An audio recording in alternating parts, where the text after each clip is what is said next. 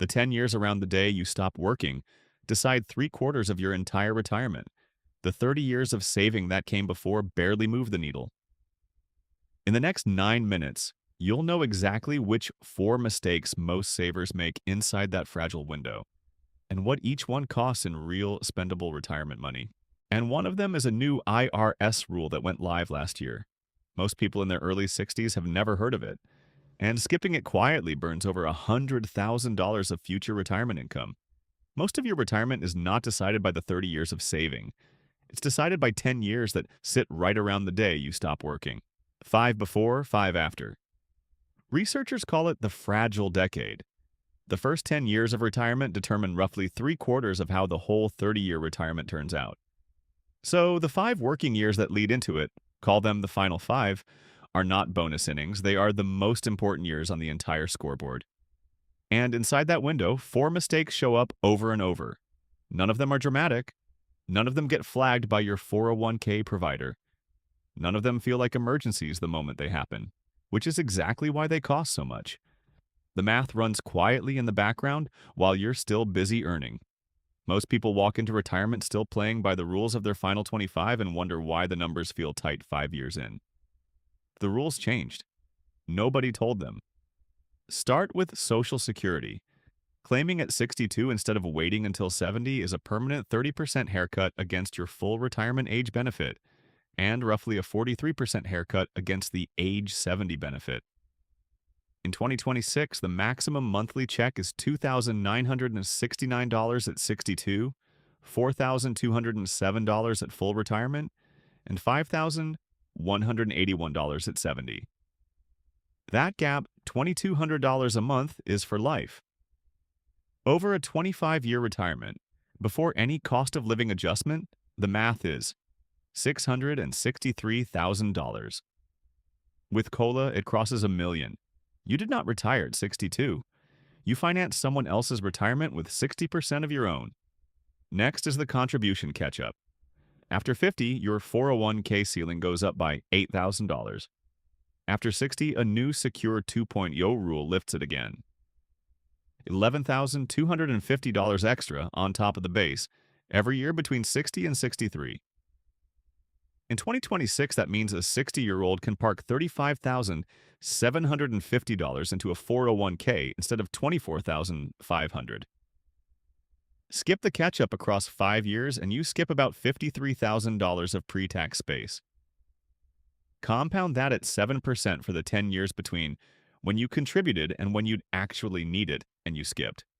$104,000 in real spendable retirement money. Most savers have never heard of the Super Catch-up. It went live last year. The receipt is still being printed. Third is the portfolio. A 30% market drop at 35 is a buying opportunity. The same drop at 63 is a fire. The fire isn't the loss. It's that you sell shares the year after at the bottom to pay rent and never get them back. That is sequence of returns risk, and it's why the first 10 years of retirement decide three-quarters of the outcome. Run the math on a $1 million portfolio drawing 4%. If the market drops 30% in year 1 of retirement, and you keep withdrawing the same amount, you don't lose $300,000. You lose closer to $440,000 over the next decade once you account for the shares sold at the bottom that never recover. Same drop, different decade, twice the damage. Fourth is tax sequencing. There is a window between the last paycheck and age 73 when required minimum distributions force money out of your 401k. That is the lowest tax bracket of your saving life. Call it the bracket window. For most people, it's 8 to 10 years wide. Inside that window, every dollar you move from a traditional 401k into a Roth is taxed at 12 or 22%. Skip it, and that same dollar comes out at 73 as an RMD, taxed at 32 or 35% because it stacks on top of Social Security. On a $600,000 401k, that is $120,000 in avoidable tax. Most savers don't plan for the bracket window because nobody tells them it's the highest leverage tax window they will ever sit in. Take Maria, 58, $800,000 saved. She does 3 things in the final 5. She maxes the catch-up and the super catch-up in her early 60s. That adds $53,000 of pre-tax space across 5 years and ends up as about $104,000 of extra retirement money by 68. She glides her allocation from 80-20 stocks to bonds at 58 to 60-40 at 63. So when the next correction hits at 64, she only sells from the bond side and lets equities recover. And she delays Social Security to 70 while converting $100,000 a year of her 401k to Roth between 65 and 70. Her gross retirement income is $220,000 higher across the first decade than the baseline, and she pays about $80,000 less in lifetime tax. She didn't earn more. She used a window that was already in front of her. Take Daniel, same age. Same $800,000. He claims Social Security at 62 because he's tired. He skips the catch-up because the kid's tuition is hitting. He keeps the same 100% equity allocation he ran in his 30s. He never converts a dollar to Roth because he doesn't know the window exists. The first quarter he draws is into a 16% market drop. His Social Security comes in at the reduced rate forever.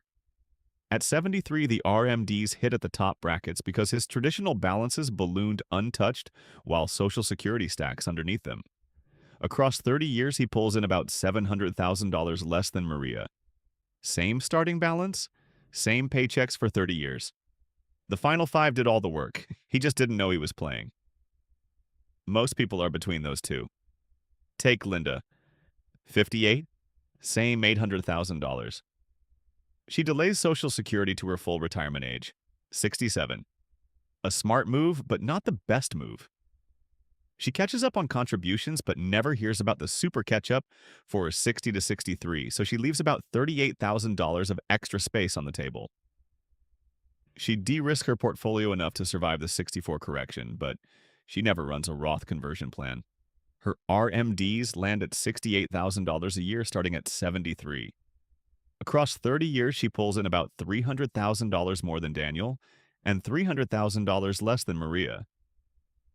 She didn't make a single dramatic mistake. She made the most common one.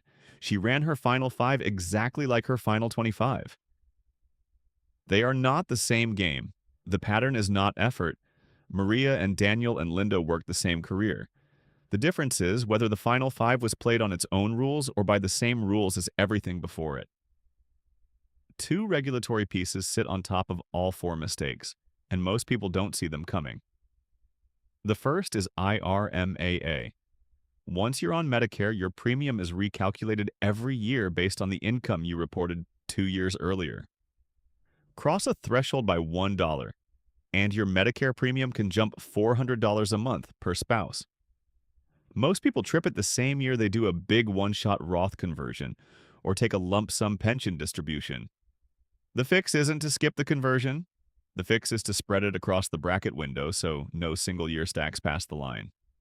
The second is the Secure 2.0 inheritance rule. If a non-spouse inherits your traditional 401k, they have 10 years to drain it at their peak earning years tax bracket. A Roth doesn't have that problem. So the bracket window math is not just about your tax bill. It's about whether your kids pay the IRS 40% of the inheritance you spent 40 years building. The final 5 doesn't just shape your retirement, it shapes theirs. Here's the part nobody told you. The final 5 is not the home stretch of the same race. It's a new race with different rules, bigger stakes, and a much shorter clock. You weren't bad at saving.